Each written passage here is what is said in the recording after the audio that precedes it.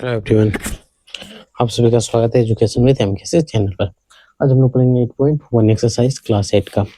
Chapter का नाम क्या है? एक चर वाले समीकरण। एक चर वाले समीकरण क्या होता है उसके बारे में आपको बता चुके हैं पार्ट 1 में। अब हम लोग क्वेश्चन नंबर 2 से शुरू करेंगे और ज़्यादा नहीं 10 से 15 मिनट आप देखोगे तो क्वेश्चन लगेगा कि हमें समझ आ रहा है। ठीक है, अगर आप देखते हो तो आपको समझ में आएगा कि क्वेश्चन हमें समझ में आ रहा है।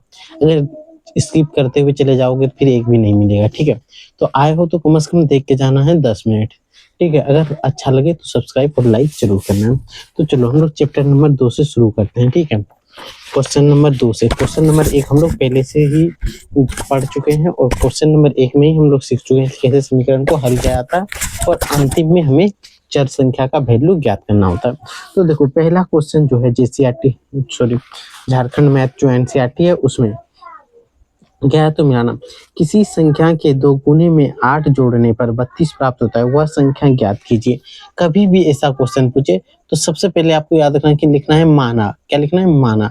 एक चर संख्या को मान लेना है, चाहे आप x मानो, y मानो, z मानो, कुछ भी मानो, जो आपकी मर्जी हो वो मान सकते हो। ठीक है, एक बार देख लेते हैं स्क्रीन पे आ रहा है तो ठीक है।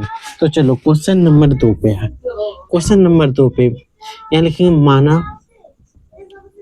क्या बोला गया? देखो यहाँ पे माना संख्या, किसी संख्या, तो माना संख्या x मान लेंगे। माना संख्या बराबर x। अब यहाँ पे लिखेंगे प्रश्न से। अब प्रश्न में क्या बोल रहा है? ठीक है, प्रश्न में जो बोल रहा है वो ऐसे करेंगे। क्या बोला गया कि किसी संख्या, जो संख्या माने उसके 2 गुने में 8 जोड़ने पर, इस संख्या के 2 गुने यानी 2x में 8 जोड़ने पर, 8 जोड़ दिए 32 प्राप्त हो जाता है, यानी कि 32 प्राप्त हो जाता है। कितना सिंपल समझना है यहाँ ध्यान से। क्या बोला कि किसी संख्या के 2 गुने, तो एक संख्या हम लोग क्या माने x, इसके 2 गुने यानी 2x में 8 जोड़ने पर, तो 8 जोड़ दिए तो 32 प्राप्त होता है। तो बताइए वो संख्या क्या है? सिंपल है, तो यहाँ 2x बराबर 32, ये प्लस है तो इधर करेंगे तो माइनस, तो 2x बराबर 32 में 8 घटाएंगे तो 24, इसलिए x बराबर क्या होगा? 24/2। क्योंकि ये 2 गुना में है तो इधर आके भाग में हो जाएगा, जैसे ही घटाएंगे तो 12, तो वो संख्या क्या है? x बराबर 12, तो वो संख्या क्या है? 12 है। वो संख्या क्या निकला हमारे पास? 12। समझ में आया? कितना आसान है।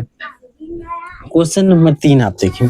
क्वेश्चन नंबर 3 बोला कि किसी संख्या की 1/3 में, देखो किसी संख्या की 1/3 में, सबसे पहले आपको क्या करना है? लिखना है माना एक संख्या x है।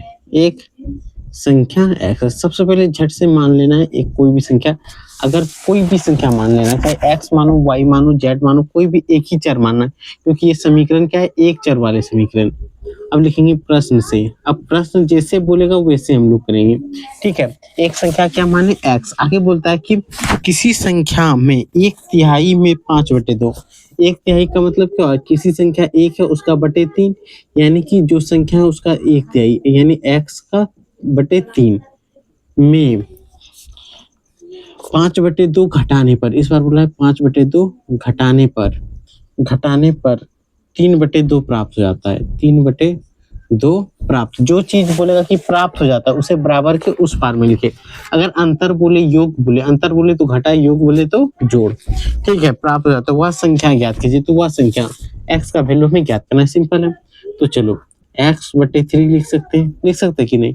अब ये माइनस है, इधर आके क्या होगा? प्लस। आपको बताए थे क्या होगा? प्लस। संख्या हमेशा चेंज हो जाता है, तो यहाँ पे प्लस लिख देंगे और इसको लिख देंगे 5/2।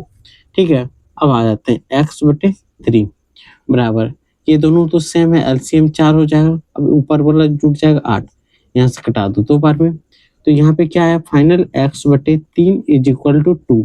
और हमें किसका वैल्यू निकालना? वह संख्या x है, यानी x का वैल्यू x बराबर 3, यहाँ भाग में है तो इधर आके गुना में। फर्स्ट क्लास याद रखना है आपको, फर्स्ट क्लास नहीं देखे हो तो पहले फर्स्ट क्लास देखो। तो 3 × 2 कर दो 6, तो x बराबर क्या होगा? 6। वो संख्या क्या आएगा? 6। ठीक है, कोई दिक्कत? क्वेश्चन नंबर 4 देखते हैं। ठीक है, क्वेश्चन नंबर 4 एकदम छोटे छोटे टर्म में, हम लोग 10 मिनट के अंदर आपको लगेगा कि सारे क्वेश्चन हमें समझ में आ रहा है। ठीक है, क्वेश्चन नंबर 4 कहाँ चला गया? दो संख्या का योग 35 है। क्या बोला गया कि जब दो संख्या को जोड़ते हैं तो उसका योग 35 है। ठीक है, आगे बढ़ते हैं। यदि एक संख्या दूसरी संख्या से 5 अधिक है, दो संख्या के योग, तो यहाँ पे लिखते हैं माना पहला संख्या, पहला संख्या, क्योंकि दो संख्या जोड़ रहे हैं, माना पहला संख्या x मान लेते हैं। ठीक है, तो दूसरा संख्या यहाँ क्या होगा, यदि एक संख्या दूसरी संख्या से 5 अधिक है, तो यहाँ लिखे, इसलिए दूसरी संख्या क्या होगा, दूसरी संख्या अधिक है। अधिक का बात किए कभी भी करे तो उसमें जोड़ देना, क्या बोला है, 5 अधिक है, यही है।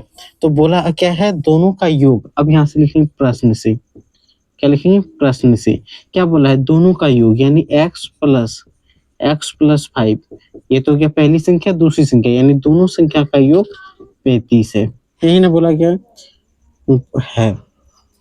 तो दोनों संख्या ज्ञात करें, क्या बोला है, तो दोनों संख्या ज्ञात करें, पहली संख्या भी ज्ञात करना और दूसरी संख्या भी ज्ञात करना।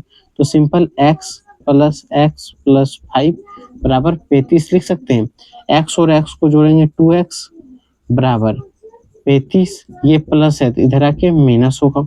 अब यहाँ क्या हो जाएगा, 2x बराबर 35 में 5 घटाओ 30, इसलिए x बराबर क्या होगा, 30/2, 15, x का वैल्यू 15 आ गया।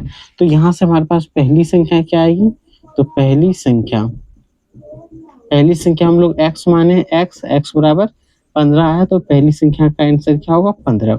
तो दूसरी संख्या क्या है, पहली संख्या से 5 अधिक है, यानी पहली संख्या x है, दूसरी संख्या 5 अधिक है, यानी 15 + 5 20। तो हमारे पास आंसर क्या आएगा, 15 और 20।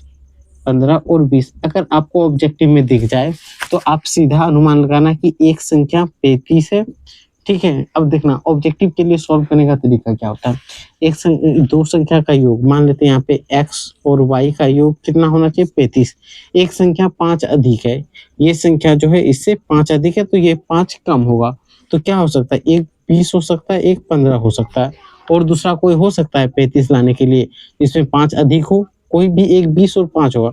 अगर आप बोलोगे एक 25 होगा, एक 10 होगा, 25 10 35 होता है, लेकिन इससे 5 बड़ा होना चाहिए, 5 है कि नहीं, ज्यादा बड़ा नहीं होना चाहिए, 5 बड़ा होना चाहिए, यानी ये 15 होगा तभी ये होगा। तो वैसे भी लॉजिक लगा के आप बना सकते हो। जब आपका दिमाग तेज चल रहा हो तो लॉजिक भी काम करता है। ठीक है, अगर आपका दिमाग भद्दू जैसा है तब तो लॉजिक और वॉजिक काम ही नहीं करेगा। तो क्वेश्चन नंबर 4 तक आप नोट करें, फिर हम लोग क्वेश्चन नंबर 5 पे चलते हैं। ठीक है, क्वेश्चन नंबर 4 अगर आप नोट कर लिए तो इसको मिटाते हैं और क्वेश्चन नंबर 5 पे चलते हैं। कोई भी क्वेश्चन नहीं, ठीक है, आराम से आप सारे समझ जाओगे। अगर पसंद यहाँ तक समझ में आ गया हो तो लाइक और सब्सक्राइब जरूर करना है। ठीक है, साथ ही साथ आप टेलीग्राम पे जरूर जुड़े ताकि कोई भी डाउट हो तो आराम से क्लियर कर सकूं। 5 नंबर बोला, 3 लगातार पूर्णांकों का योग 51 है। तो आपको पहला समझना है कि पूर्णांक संख्या क्या होता है। फर्स्ट रेशनल नंबर में ही सारी संख्या बताई दे। पूर्णांक संख्या वो संख्या होती है जो जिसे हम लोग फ्रैक्शन और डेसिमल में नहीं लिख सकते हैं और बाकी किसी भी रूप में लिख सकते हैं। फ्रैक्शन डेसिमल के रूप में नहीं लिख सकते हैं और बाकी सभी रूपों में लगभग लिखा जाता है। ठीक है, तो देखो पूर्णांक संख्या लगातार 3 पूर्णांक बोला है, तो सिंपल हम लोग माना प्रथम पूर्णांक हम लोग प्रथम पूर्णांक को x मान लें, इसलिए माना प्रथम पूर्णांक x है, तो दूसरा पूर्णांक क्या हो जाएगा, लगातार बोला है, लगातार का मतलब 1 2 3 4 5 6 ये लगातार हुआ, तो दूसरा पूर्णांक क्या होगा, x + 1 होगा ना।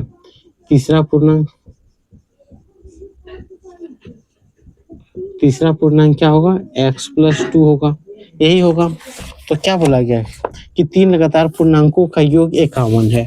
अब प्रश्न से यहाँ लिखेंगे प्रश्न से, ठीक है, प्रश्न में 100 होता है प्रश्न से। अब क्या बोला, तीनों पूर्णांक का योग, यानी पहला पूर्णांक x प्लस दूसरा पूर्णांक x + 1, तीसरा पूर्णांक x + 2, इसका योग कितना है, 51 है। लिख दिए। अब देखो 1x 2x 3x, तो टोटल 3x लिख सकते हैं, प्लस 1 और 2 3 लिख सकते हैं, बराबर 51। अब 3x बराबर प्लस है, इधर आके माइनस हो सकता है, 51 - 3, इसीलिए 3x = 51 में 3 घटाओ 48, तो 48 होगा। तो x बराबर क्या होगा, 48/3। जैसे ही भाग देंगे तो 16 बार में कट जाएगा, तो x बराबर क्या होगा, 16। प्रथम संख्या क्या आएगा 16। और आगे क्वेश्चन पढ़ते हैं। अब पूर्णांक ज्ञात कीजिए। तो पहला क्या होगा 16, फिर तो यहाँ पे 3 लगातार पूर्णांक क्या क्या होगा, 3 लगातार पूर्णांक। 3 लगातार क्या हो सकता है, एक तो 16 होगा, दूसरा 17 होगा, तीसरा 18 होगा, कि तीनों लगातार हो। जैसे यहाँ एक जोड़ेंगे 16 1 17, 16 और 2 18। समझ में आया? तो इस क्वेश्चन को आप नोट कर लें। अब बढ़ते हैं क्वेश्चन नंबर 6 पे। ठीक है, क्वेश्चन नंबर 6 पे चलते हैं। एकदम आसान था, आपको बोलेंगे कि 10 मिनट अब रुक। क्वेश्चन नंबर 6 आपको देखना है। ठीक है, क्वेश्चन नंबर 6 आप पहले देखें। क्या बोला गया, 6 के 3 लगातार गुणजों का योग 144 है। तो गुणजों को क्या किया, 6 के 3 लगातार गुणज। ठीक है, 6 एक संख्या है जिसका 3 लगातार गुणजों का योग कितना है, 144। तो हमें उस गुणज की संख्या ज्ञात करनी है। 3 बोला है तो 3 ज्ञात करना है। तो सिंपली आपको लिखना है 6 का प्रथम गुणज। प्रथम गुणज यहाँ लिख देंगे माना। क्या कर रहे हैं, मान रहे 6 का प्रथम गुणज जो है वो 6x होगा। क्या होगा, 6 होगा। उसी प्रकार 6 का दूसरा गुणज, दूसरा गुणज लगातार है तो क्या होगा, 6x + 6 हो जाएगा। ठीक है, अब के बाद 6 का तीसरा गुणज, क्या, तीसरा गुणज। 6 का तीसरा गुणज क्या होता है, 6x + 12। ये हो गया। अब प्रश्न से यहाँ पे लिखेंगे प्रश्न से। अब प्रश्न से क्या बोला गया है कि इन तीनों का योग 144 हो, यानी 6x + 6x + 6 + 6x + 12 12, इन तीनों का योग।